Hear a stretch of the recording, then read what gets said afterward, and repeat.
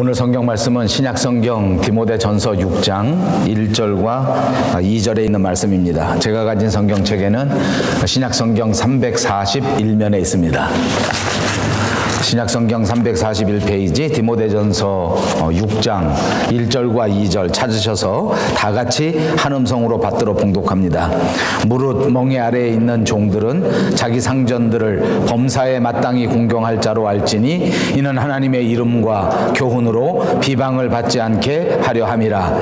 믿는 상전이 있는 자들은 그 상전을 형제라고 가볍게 여기지 말고 더 잘 섬기게 하라. 이는 유익을 받는 자들이 믿는 자요 사랑을 받는 자임이라. 너는 이것들을 가르치며 권하라. 아멘.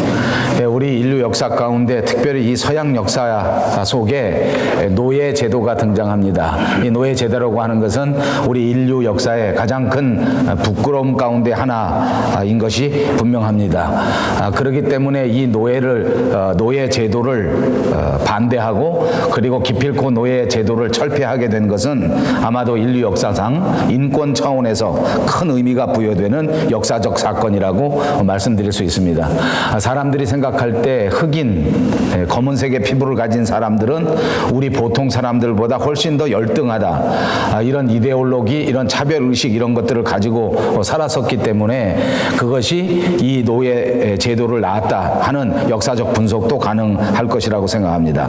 자, 이제 이 노예 해방 운동이라고 하는 것은 이렇게 인종 차별로 착취를 당하던 검은색 피부를 가진 흑인들을 해방시킨 인간주의의 승리, 인도주의의 승리 이렇게 받아들여질 수 있는 사건입니다. 오늘 성경 본문의 사도 바울 시대에서도 사회적 문제가 있었다고 하면 여러 가지 문제를 지적할 수 있겠으나 그중 하나가 바로 노예의 제도였습니다. 통상 사도 바울 시대에 노예가 되는 그런 여러 가지 현상들은 두 가지 정도의 원인에서 찾아볼 수 있습니다.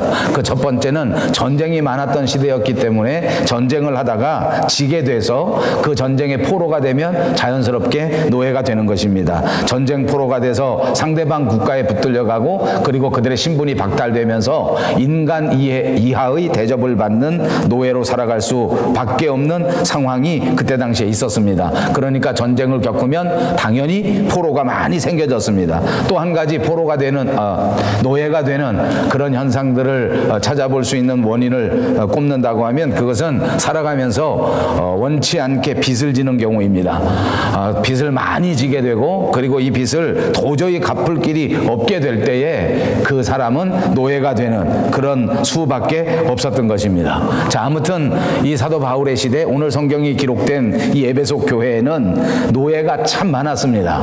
특별히 이때의 노예의 규모가 얼만큼인가 보니까 로마 시대의 정상인의 숫자보다도 4배 내지는 5배 정도 많은 사람이 노예의 신분으로 살았다 하는 역사적 분석이 있습니다. 자, 아무튼 사회생활에 이 로마 시대에 이렇게 노예가 많고 정상적인 사람보다 4배, 5배 되다 보니까 자연스럽게 예수 믿는 사람들 가운데 또 자연스럽게 교회 안에 노예가 들어올 수밖에 없는 현상이었습니다. 그러니까 교인들 중에는 노예 신분을 가진 사람들이 있었고 그리고 그 숫자가 적지 않았습니다. 이제 점점 정상적인 신분의 사람들보다 노예 신분을 가진 사람들의 숫자가 더 늘어나는 이런 상황들이 초대교회 안에서 벌어졌습니다. 자, 노예만 교회를 나오는 것이 아니라 노예를 부리는 주인 신분을 가지고 있는 사람들도 교회를 나오는 것이 당연한 현상이었단 말입니다. 그러니까 같은 교회 안에 주인과 노예가 함께 출석하는 경우, 이런 경우가 생기게 된 것입니다. 자, 여기서 자연스럽게 갈등이 생기고 여기서 자연스럽게 문제가 발생하게 되었습니다. 그 문제도 원인을 분석해 보면 두 가지 정도의 모습으로 나타나게 되는데, 첫째는 주인의 신분을 가진 사람들이 노예의 신분을 가진 사람들에게 잘못을 범하는 경우입니다. 그러니까 교회 나와서 그리스도의 이름으로 형제가 되고 그리스도의 이름으로 자매가 되었는데 그래도 여전히 집에서 부리던 인간 이하의 존재라고 생각하는 주인들이 있었기 때문에 교회 안에서도 함부로 대하고 교회 안에서도 멸시하고 이런 일들이 생겼다 그 말입니다. 그리고 교회에서 예배를 드리고 같이 친교하고 하는 과정 속에서 이 사람들은 그 신분의 어떤 변화를 받아들이지 아니하고 계속해서 종으로 부려먹으려고 하는 그런 현상들이 교회에서 나타납니다. 그래서 자기 종이기 때문에 자기 마음대로 할 수 있다, 이런 생각들이 떠나지 않았던 경우가 있었습니다. 그러나 여러분, 우리가 아는 것처럼 성경 속에서는 우리 그리스도 안에서는 주인도 예수를 믿고 만약 종도 예수를 믿는다고 하면 그것은 단순한 주인과 노예의 관계에 머물러 있는 것이 아니라 그리스도 안에서 함께 영적인 형제 그리고 자매의 관계가 됐다 하고 가르쳐주고 있습니다. 그렇기 때문에 이것이 문제를 일으킬 수밖에 없는 갈등의 구조다, 이렇게 말씀드리고 있는 것입니다. 또 그런가 하면 반대로 이제 종들의 경우에서도 또 주인들에게 형제가 되었다고 해서 소홀히 대하고 함부로 대하는 경우도 초대교회 안에는 있었습니다. 그러니까 이 두 부류의 사람들 간에 자연스럽게 문제가 발생되고 자연스럽게 갈등이 계속해서 지속됐다 그 말입니다. 우리가 잘 아는 신약성경 빌레몬서에 보면 여기는 도망쳤던 종이 도망치는 과정 가운데서 예수를 믿고 그리스도인이 되었다고 하는 사실관계가 설명되고 있습니다. 그리고 난 다음에 오네시모라고 하는 이 종이 도망칠 때에는 종의 신분이었는데 도망쳐 나가면서 예수를 믿게 되고 다시 자기 주인 빌레몬의 집으로 돌아가게 되는 경우가 이 성경책에서 소개되고 있는데, 사도 바울은 이 오네시모라고 하는 종의 신분을 가진 사람의 주인 빌레몬에게 편지를 쓰고, 이제 이 오네시모는 그리스도 안에서 우리의 형제가 되었으니, 이제 우리와 다 같이 믿는 사람이 되었으니, 이 사람이 비록 신분은 노예의 신분이지만 단순한 종이 아니고 우리가 그리스도 안에서 형제가 되었다 하는 것을 설명해 주고 있는 것이 빌레몬서의 말씀입니다. 자, 아무튼 이렇게 사도 바울이 권면을 하고 그리스도 안에서는 이런 세상의 신분이 중요한 것이 아니라 영적인 신분이 훨씬 더 중요하다, 구원받은 우리의 신분이 훨씬 더 소중한 것이다, 그러므로 우리가 새로운 관계를 정립해야 된다 하는 것이 성경의 가르침이요 사도 바울의 가르침이라고 할지라도 여전히 주인의 입장에서는 형제라고 하는 신분의 변화를 받아들이기가 어려웠습니다. 또 종들도 마찬가지로 노예의 의식을 버리기는 그렇게 쉬운 일이 아니었습니다. 아무튼 종의 입장에서도 실수와 잘못이 계속해서 있을 수 있고, 또 주인의 신분에서도 잘못되는 이런 현상들이 나타나게 됐다 그 말입니다. 성경은 어떻게 말합니까? 이 종의 신분과 주인의 신분을 결코 무시해버리지는 않습니다. 우리가 그리스도 안에서 새로운 신분을 갖고 우리가 그리스도 안에서 그리스도의 형제요 그리스도의 자매가 되었다고 하지만, 그럼에도 불구하고 그것이 곧바로 세상에서 가지고 있는 우리의 사회적 신분이 완전히 뒤바뀐 것이다, 세상에서 가지고 있는 우리의 직장의 신분이 완전히 새로워진 것이다, 이렇게 말하고 있는 것은 아니다 그 말입니다. 우리가 예수를 믿었다고 할지라도 세상 속에서 속해 있는 모든 관계성에서 살아야 한다는 것이요, 그 모든 관계를 무시할 수는 없다는 것을 가르쳐 주는 것입니다. 오늘 본문 1절을 다시 보십시오. 무릇 멍에 아래에 있는 종들은 자기 상전들을 범사에 마땅히 공경할 자로 알아야 한다. 이는 하나님의 이름과 교훈으로 비방을 받지 않게 하려 함이라 그랬습니다. 2절에 보면 믿는 상전이 있는 자들이라고 말한 걸로 봐서 1절에는 믿지 않는 상전을 가지고 있는 노예를 말하는 것입니다. 종은 예수를 믿었는데 주인은 예수를 믿지 않습니다.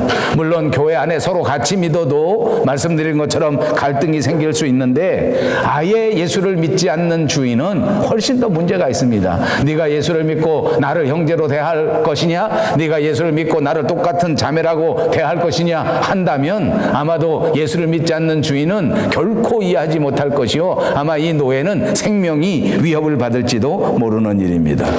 자, 아무튼 성경에서는 이런 경우를 말합니다. 믿는 종이 믿지 않는 상전에 대해서 어떤 자세로 대하느냐, 오늘 성경에서 말하기를 상전을 공경하라 이렇게 말합니다. 공경이 무엇입니까? 높이고 존경하라는 말 아닙니까? 이것은 단순히 말로만 하는 척하는 그런 차원이 아니라 온 마음을 다해서 정성껏 높이고 존경하는 태도를 공경이라 이렇게 말합니다.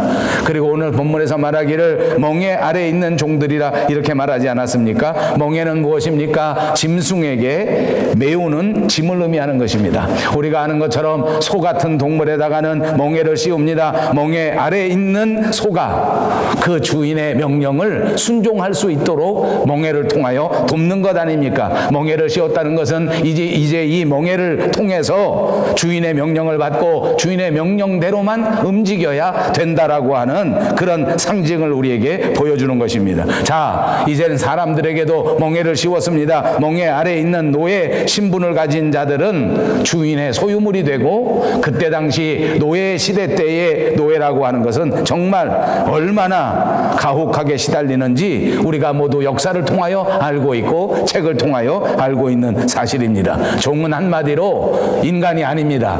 종은 한마디로 짐승처럼 대우를 받았습니다. 그럼에도 불구하고 오늘 성경 하나님의 말씀은 이렇게 우리에게 경고합니다. 절대로 노예 제도가 사람이 가질 수 있는 정상적인 제도는 아니다. 노예 제도라고 하는 것은 인간 사회에 있어서는 안 될 제도다라고 하는 것이 성경의 가르침인 줄로 믿습니다. 그러나 또한 우리가 생각해야 할 것은, 그렇다고 해서 성경에서 인정해 주지 않는 그런 제도라고 해서 우리가 노예 신분에 있는 사람들이 모두가 다 그 멍에를 벗어던지고 그 쇠사슬을 끊어버리고 모두가 다 걸기하여 반대하고 데모하고 이렇게 해야 된다고 말하지도 않는다고 하는 말씀입니다. 오늘 본문에 보니까 노예의 신분을 가진 사람, 멍에 아래 있는 자들은 주인을 공경해야 된다고 말씀하고 있는 것 아닙니까? 특별히 예수 믿는 사람들은 이런 상황 속에서 하나님이 인정하지 않는 불합리한 제도 가운데서라도 그래도 그 주인에게 공경해야 된다. 겉으로만 하는 척하고 말로만 하는 척하는 그런 정도의 수준이 아니라 마음속 깊은 곳에서부터 성실하게 책임을 다하는 그런 공경의 자세가 필요하다 하고 말하는 것입니다. 여러분, 여기서 우리는 다시 한번 우리 신앙의 본질적인 것을 생각해 보아야 합니다. 우리가 오늘 하나님 앞에 믿음을 갖고 신앙을 가지면서 하나님께 간절히 간구하고 바라고 하나님 앞에 원하는 것이 무엇인가? 아마도 우리는 옛날 역사시대의 종의 신분은 아닐 것입니다. 아마도 우리는 옛날 짐승보다 못한 대우를 받는 그런 종의 신분도 아닙니다. 지금 우리는 어느 누구가 우리의 인생을 마음대로 이리 끌고 저리 끌고 다니고 하는 데에 어쩔 수 없이 끌려다니는 그런 존재도 아닙니다. 그러나 가만히 생각해 보면 여전히 우리 모든 인간들은 멍에를 쓰고 살아가는 존재입니다. 돈이 우리의 어깨에 짓눌려져서 경제생활 때문에 우리는 마음대로 할 수 없는 일들이 얼마나 많은지 모릅니다. 인간관계가 잘못되기 시작하면 그것도 우리의 삶에 멍에로 작용합니다. 이 인간관계 때문에 나는 마음껏 나의 의지를 펼쳐낼 수 없는 이런 상황이 될 때가 얼마나 많으냐 그 말입니다. 요즘 현대인들에게는 질병이 큰 멍에입니다. 몸이 넉넉하지 않으므로, 몸이 건강하지 않으므로, 몸의 상태가 원활하지 않으므로 우리는 멍에를 쓰고 살아가는 존재입니다. 마음대로 움직일 수도 없고 마음대로 활동할 수도 없고 마음대로 사역할 수도 없다고 말입니다. 그러므로 많은 사람들이 교회 다니면서 관심이 집중한 것이 어떤 것인가 보니까 어떻게 하면 내가 종의 신분에서 벗어날 수 있을까? 어떻게 하면 내가 이런 모든 압박에서 벗어날 수 있을까 하는 것이 우리의 근본적인 관심일 것입니다. 그런데 오늘 본문 1절에 말씀해 보십시오. 종이 가져야 할 궁극적인 관심의 모습을 우리에게 보여줍니다. 멍에 아래 있는데도 불구하고 멍에 아래 있는 자가 어떻게 하면 자유를 얻을 수 있을까 하는 것을 생각하라고 말하지 않았습니다.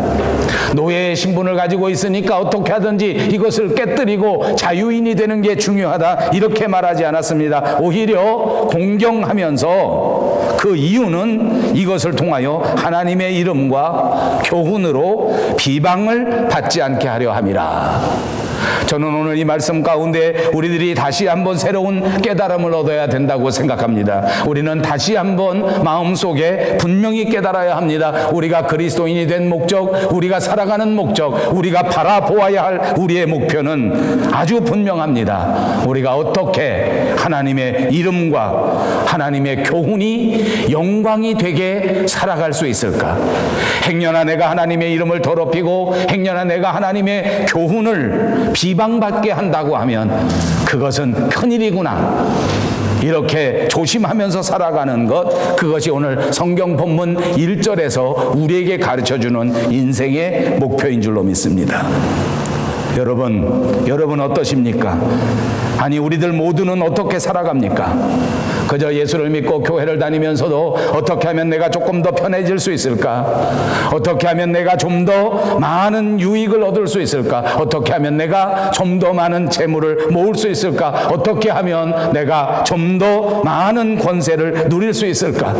이것이 온통 우리의 관심이요, 이것이 온통 우리의 목적이 아닌가 한번 생각해 보자는 것입니다. 오늘 이 성경 말씀을 통해서 다시 한번 우리는 우리의 생각을 바꾸어 보아야 합니다. 내가 이렇게 살아간다면 과연 하나님의 이름은 어떻게 되는 것인가? 내가 오늘 이렇게 살아간다면 과연 하나님의 나라는 어떻게 되는 것인가? 나의 삶을 통하여 하나님의 이름은 어떻게 드러나게 될 것인가? 내가 지금 이렇게 살아가면서 과연 하나님의 영광을 나타낼 수 있을 것인가? 내가 지금 이렇게 행동할 때에 하나님의 이름과 하나님의 교훈은 높아질 수 있는 것일까? 이렇게 생각하고 이렇게 관심을 가지고 이것을 점검해 가면서 살아가는 것, 그것이 저와 여러분이 살아가야 할 삶의 모습인 줄로 믿습니다. 사랑하는 여러분, 축복합니다. 반드시 여러분의 인생을 통하여 하나님의 이름이 어떻게 되어질까?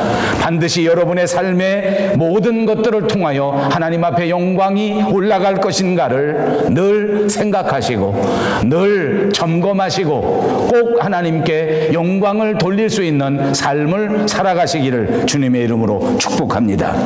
그렇습니다. 우리는 그리스도인들입니다. 그리스도인들로서 세상을 살아가면서 우리는 하나님의 교회를 섬기는 일이 얼마나 중요한 일인지, 내가 하나님 앞에 그리스도인으로서 부름을 받았는데 내 주변에 예수 믿지 않는 사람들에게 이 생명의 복음을 나누어 주는 것이 얼마나 소중한 일인지, 그래서 내가 모범을 보임을 통하여 주변에 있는 사람들이 하나님의 이름을 높이고 하나님 앞에 구원을 받는 것을 통하여 하나님께 영광이 드러나는 것이 내 인생에 얼마나 중요한 것인지를 분명하게 깨닫고 살아가자는 것입니다.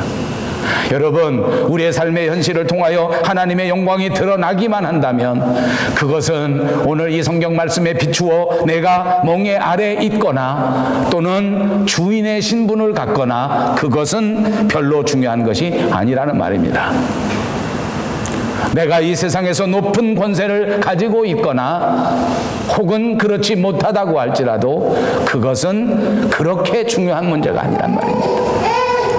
나의 삶을 통하여, 나의 가정을 통하여, 나의 생각을 통하여 하나님께 영광이 되느냐 되지 못하느냐 하는 것이 중요한 것이지, 내가 그렇게 건강하게 살거나 안타깝게도 조금 건강하지 못하다 할지라도 그것은 그렇게 큰 문제가 아니라는 것입니다. 여러분, 오늘 종에게 말하지 않습니까? 멍에 아래 있는 그런 위치에 있다고 할지라도, 압박받는 자리에 있다고 할지라도, 외로움 속에 처해져 있다고 할지라도, 아픔 속에서 헤어나지 못하고 있다고 할지라도, 슬픔 속에 눈물을 흘리고 있다고 할지라도 그것보다 더 소중한 것은 하나님의 이름과 하나님의 교훈이 영광을 받을 수 있도록 살아가고 있느냐. 너무나 안타깝지만 때로는 조금 억울한 생각이 들지만 저와 여러분의 인생 속에서 나보다 더 중요한 것은 하나님의 영광인 것을 믿으시기 바랍니다. 오늘날 현대인들이 사탄에게 넘어가고 악령들에게 넘어간 것은 뭔지 압니까? 세상에 내가 제일 중요하다는 것입니다. 너무나 비신앙적인 말입니다. 나 먼저 편해야 되고, 나 먼저 건강해야 되고, 나 먼저 잘 돼야 된다. 아니요. 나보다 먼저 하나님이 잘 되셔야 하고, 나보다 먼저 하나님이 높여져야 하고, 나보다 먼저 하나님이 영광을 받아야 하는 분이신 줄로 믿습니다. 그러면 예수 믿는 종이 예수 믿는 주인에게는 어떤 자세를 하라고 가르칩니까? 오늘 본문 2절을 다시 보십시오. 믿는 상전이 있는 자들은 그 상전을 형제라고 가볍게 여기지 말라. 그리고 오히려 더 잘 섬기라. 이는 유익을 받는 자요 사랑을 받는 자임이라. 너는 이것들을 가르치고 전하라. 이렇게 말합니다. 주인을 가볍게 여기지 말라는 것입니다. 주인도 예수를 믿고 나도 예수를 믿으니까 주인과 내가 그리스도 안에서 형제입니다. 이것은 너무나 분명한 사실입니다. 주인도 예수를 믿으니까 하나님을 아버지라고 부릅니다. 나도 종의 신분이지만 당연히 하나님을 아버지라고 부를 수 있습니다. 우리는 이것 때문에 종종 내 사회적 신분을 잊어버리고 착각하는 경우가 생긴단 말입니다. 이것을 조심하라는 가르침인 줄로 믿습니다. 자, 가령 예를 들어서 지금 이 순간에 예수를 믿는 사장이 있고 예수를 믿지 않는 점원이 있을 수 있단 말입니다. 그런데 이 직원과 사장이 다 그리스도 안에서 형제이니까 마땅히 똑같이 대접을 받는 것이 마땅하다, 이렇게 생각하고 예수를 믿는 직원이 예수를 믿는 사장에게 이렇게 요구하는 경우가 있어서도 안 됐다는 말입니다. 여기서 또다시 생각하십시오. 모두가 동등합니다. 분명합니다. 그렇습니다. 주인이라도 직원이라도 반드시 하나님 앞에서 동등한 줄로 믿습니다. 그럼에도 불구하고 성경은 이 두 가지 직분에 구별이 있어야 한다고 가르쳐 주는 것입니다. 남자와 여자도 똑같습니다. 남자와 여자 간에 차별이 있을 수가 없습니다. 남자와 여자는 하나님 안에서 완전히 동등한 줄로 믿습니다. 그럼에도 불구하고 남자와 여자는 엄격한 구별이 있어야 합니다. 부모와 자식도 그리스도 안에서 모두가 다 차별이 없습니다. 동등합니다. 그러나 제가 여러분에게 언제나 말씀드린 것처럼 부모와 자식은 엄격한 구별이 있습니다. 자식은 절대로 부모의 친구가 아닙니다. 자식은 절대로 부모와 동등한 존재가 아닙니다. 자식은 언제나 부모를 공경하고 부모를 높이고 부모를 위하여 살아가야 하는 존재라 그 말입니다. 이것이 구별입니다. 그러면서 성경은 말하기를 주인을 더 잘 섬겨야 한다. 왜 그렇습니까? 예수를 믿으면 오히려 예수 믿지 않는 사람보다 세상적인 의무를 더 잘하라는 것입니다. 직분이 높아지면 더 높아질수록 더 잘 섬겨야 한다고 말씀하고 있습니다. 왜 그렇습니까? 우리는 믿음의 형제요 믿음의 자매이기 때문입니다. 하나님 앞에서 하나님의 사람은 절대로 이 거룩한 의무를 배제하지 않습니다. 예수 잘 믿었다고 거룩한 의미가 없어지는 것이 아니라 그 말입니다. 사랑이 뜨겁다고 해서 아무렇게나 할 수 있는 것이 아니라 그 말입니다. 점점 믿으면 더 믿을수록 우리는 더 잘 섬기고 더 잘 하나님 앞에 신앙의 삶을 살아가야 한다 그 말입니다. 절대 세상적인 의무도 소홀히 하지 말라는 것입니다. 절대 봉사의 의무도 소홀히 하지 말라는 말씀인 줄로 믿습니다. 예수를 믿는 직원, 예수를 믿는 노동자, 예수를 믿는 사원, 최고의 노동자, 최고의 사원이 될지언정 뺀질뺀질한 사람이 되면 안 된다 그 말입니다. 예수를 믿었기 때문에 우리의 형편이 어떠하든지 우리의 신분이 어떠하든지 그 자리에서 가장 성실하고 가장 잘 섬기는 사람이 돼야 될 줄로 믿습니다. 여러분, 우리가 살아가는 삶에 가장 중요한 태도가 있습니다. 하나는 일하는 태도요, 하나는 사람을 대하는 태도입니다. 이것이 정말 중요합니다. 여러분, 일할 때 어떤 태도를 가지고 있습니까? 아니, 우리 믿는 사람은 일할 때 어떤 태도를 가지고 일해야 되나? 한마디로 한다면 성실한 태도를 가지고 일해야 합니다. 사랑하는 여러분, 성실한 자세로 일하시기를 주님의 이름으로 축복합니다. 사람을 바라보고 일하는 것이 아니고 사람을 기쁘게 하려고 일하는 것이 아니라 오직 주님을 위하여 감당한다고 생각하면 성실하게 일할 수 있는 줄로 믿습니다. 성실하게 일하는 것은 무엇입니까? 가짜로 일하지 않는 것입니다. 거짓말로 일하지 않는 것입니다. 눈 속임으로 맘대로 일하는 것이 아닌 것이 성실입니다. 정성껏 감당하는 것이 성실하게 일하는 것 아닙니까? 정성껏 충성하는 것이 성실하게 감당하는 것입니다. 내 마음을 다하고 내 정성을 다하고 내 모든 양심을 다해서 열심히 감당하는 것, 그것이 성실하게 충성하는 줄로 믿습니다. 여러분, 안타깝게도 많은 사람들이 그저 그렇게 일을 합니다. 되는 대로 일을 합니다. 겨우 일을 합니다. 시간만 지나가라고 일합니다. 이것은 성실한 태도가 아닙니다. 우리가 살아갈 때에 큰 일이든 작은 일이든 무조건 하나님 앞에 성실하게 해야 됩니다. 왜냐하면 이 모든 일들을 우리는 하나님 앞에서, 예수님 앞에서 감당하는 사람들이기 때문입니다. 성경은 우리에게 말합니다. 작은 일에 충성하는 자가 큰 일을 감당할 수 있다고 말씀하였습니다. 왜 그렇습니까? 작은 일에 성실한 자가 큰 일에도 성실할 수 있기 때문인 줄로 믿습니다. 저와 여러분이 살아가는 오늘의 시대는 한마디로 세상 사람들이 말할 때에 무한 경쟁의 시대라고 말합니다. 이제는 정말 무시무시한 경쟁의 시대입니다. 양보가 없는 시대입니다. 치열한 전쟁입니다. 취업을 하기 위해서 얼마나 많은 사람들이 같은 자리를 놓고 경쟁하는지 모릅니다. 정말 경쟁이 무한 경쟁입니다. 인생은 정말 살아갈 동안 계속해서 경쟁의 연속이라고 해도 과언이 아닐 것입니다. 저는 가끔 그런 생각을 합니다. 이제 제가 나이가 60살이 얼마 남지 않았습니다. 인생을 거의 많이 살았구나. 이렇게 살아온 것이 얼마나 감사한지 몰라요. 얼마나 고마운지 몰라요. 지금 20세면 얼마나 경쟁이 많을까. 지금 40세면 얼마나 정말 압박과 스트레스가 많을까. 저는 이제 얼마 남지 않았습니다. 그렇다고 마음을 놓을 수는 없습니다. 지금도 매일매일이 전쟁입니다. 지금도 매일매일 나가면 긴장의 연속입니다. 잠깐만 자리를 비우면 제 자리를 탐내는 사람들이 있기 때문입니다. 조금만 성실하지 않으면 금방 자리를 뺏길지도 모릅니다. 왜냐하면 사람들이 워낙 많기 때문입니다.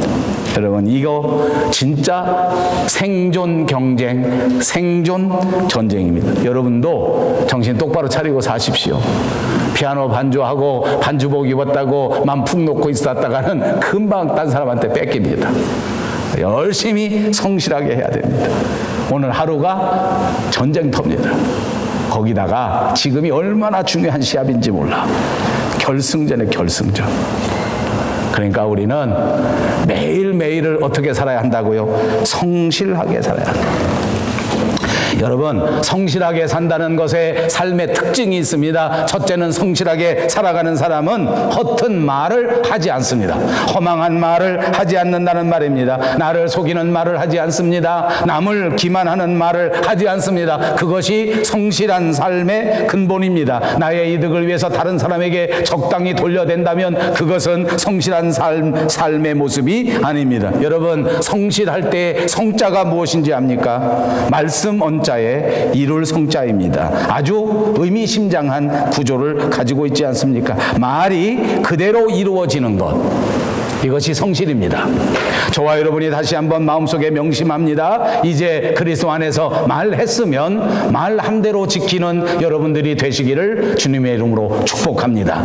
말을 했고 약속을 했으면 어떠한 일이 있더라도 그 약속을 지키는 것, 그것이 바로 성실이라 그 말입니다. 말을 해놓고도 쉽게 잊어버리는 것, 말을 해놓고도 쉽게 무시하는 것, 약속을 해놓고도 그 약속을 지키지 않는 것, 이것은 성실이 아니라 이것은 바로 거짓된 삶입니다.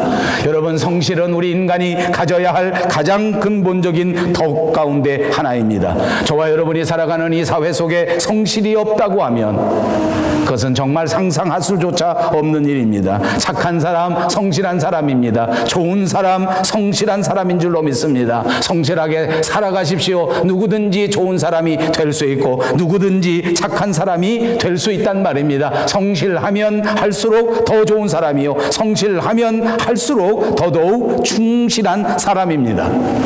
여러분, 사탕이 단맛을 잃어버리면 사탕의 가치가 없어지는 것 아닙니까? 소금이 있는데 만약 짜지 않다면 한다면 그것은 별로 가능성이 없는 일입니다. 저는 여러분 짜장면을 좋아합니다. 여러분들도 짜장면 좋아하십니까? 저는 짜장면 먹을 때 꼭 고춧가루를 쳐서 먹습니다. 혹시 고춧가루 왜 쳐서 먹냐? 이상하다 이렇게 생각하시는 분 계십니까? 여러분도 고춧가루 쳐먹습니까? 예, 제가 밴쿠버 와서 제일 아쉬운 것은 중국집에 있는 고춧가루가 맛이 없다는 것입니다. 생기긴 똑같이 빨갛게 생겼는데 전혀 고춧가루의 맛이 나질 않습니다. 아무리 고춧가루를 많이 쳐도 맛이 없어요. 가치가 없어지는 겁니다. 고춧가루는 고춧가루의 맛이 나야 돼요. 여러분, 성실은 정말 소중한 것입니다. 나도 성실하기를 힘쓰고 나도 성실하기를 위하여 최선을 다할 때에 우리는 정말 하나님이 만들어 놓으신 훌륭한 인간, 훌륭한 인격, 훌륭한 사람이 되는 것입니다. 만약 그렇지 못하다면 우리는 허망한 인간, 불행한 인간이 될 수밖에 없습니다. 그렇습니다. 성실처럼 귀한 것은 없습니다. 이 세상 살아가는 삶을 보십시오. 이 세상은, 그리고 우주는, 그리고 자연은 절대로 거짓말을 하지 않습니다. 콩을 심어 보십시오. 반드시 콩이 나옵니다. 팥을 심으십시오. 반드시 팥을 거둘 수 있습니다. 콩 심었는데 팥이 나는 일이 없고 팥 심었는데 콩이 나는 법은 없습니다. 엄연한 세상의 법도에 따라서, 자연의 법도에 따라서 결과가 나타난단 말입니다. 원인이 있으므로 결과가 있는 것입니다. 그러므로 사람은 반드시 자기 인생을 통하여 심은 것을 거두게 되었다고 하는 사실을 믿으시기를 바랍니다. 심지 않고도 거둘 수 있다면 불행한 사람이요 허망한 사람입니다. 많은 사람들이 심지 않고 거두기를 바랍니다. 노력하지도 않고 얻고자 한단 말입니다. 공부는 하나도 하지 않으면서 좋은 성적을 기대합니다. 이것이 허망함이요, 이것이 어리석음이요, 이것이 욕심인 줄을 깨달으시기를 바랍니다. 세상은 우리를 속이지 않습니다. 자연도 우리를 속이지 않습니다. 하나님도 결단코 우리를 속이지 않습니다. 그런데 안타깝게도 사람이 사람을 속입니다. 누가 여러분을 속입니까? 어떤 사람이 과연 여러분을 허망하게 매일같이 속입니까? 제 아내는 아마 제가 이렇게 물어보면 그건 너야 라고 대답할 것입니다. 저도 제 아내를 많이 속입니다. 제 아내에게 가끔 거짓말을 합니다. 근데 제가 스스로 고백합니다. 여러분에게 정말 솔직히 말합니다. 저를 가장 많이 속이는 게 누군지 아십니까? 그건 저입니다. 내가 나를 속입니다. 내가 분명히 알면서 회개하지 않습니다. 내가 분명히 잘못했는데 아닌 것처럼 아무렇지도 않게 살아갑니다.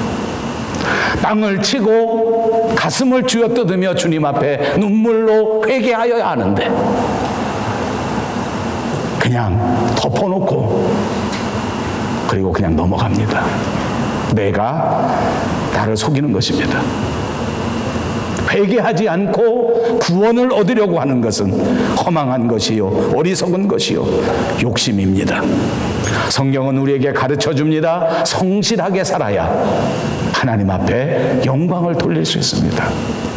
거짓 없이 주님 앞에 내려놓아야 주님이 우리를 용서해 주시는 줄로 믿습니다. 하나님은 신실하신 하나님이십니다. 하나님은 거짓말을 하시지 않습니다. 그러므로 하나님의 자녀가 된 저와 여러분도 더더욱 신실하게, 더더욱 성실하기를 힘써야 될 줄로 믿습니다. 성실하지 않고는 성공할 수 없습니다. 성실하지 않고는 하나님께 영광을 돌릴 수 없습니다. 성실하게 살아야 하나님이 주시는 생명의 면류관을 받을 수 있게 될 줄로 믿습니다. 이렇게 성실한 사람, 이렇게 믿음의 사람이 되기 위해서 우리가 어떻게 해야 합니까? 날마다 주님을 느끼고 살아야 합니다. 날마다 주님 앞에서 행동한다고 하는 사실을 기억해야 합니다. 왜냐하면 주님과 함께 산다면 우리는 최선을 다할 수 있기 때문입니다. 주님이 내 옆에 계시다는 것을 보고 살아간다면 나는 더 정직하게 살아갈 수 있게 될 것입니다. 여러분 옆에서 여러분의 삶을 인도해 주시고 여러분의 삶을 격려하시고 여러분을 도와주시는 주님을 바라보시고 그분의 손을 꼭 붙잡고 그분과 더불어 살아가시는 여러분들이 꼭 되시기를 바랍니다. 기도하겠습니다. 자비하신 우리 하나님, 성실함을 통하여 하나님의 이름과 하나님의 교훈을, 하나님 앞에 영광을 돌릴 수 있게 되는 것을 깨닫습니다. 이제 더더욱 성실하게 살아서 하나님께 영광을 돌릴 수 있는 저희들이 되게 해 주시옵소서. 예수님의 이름으로 간절히 기도하옵나이다. 아멘.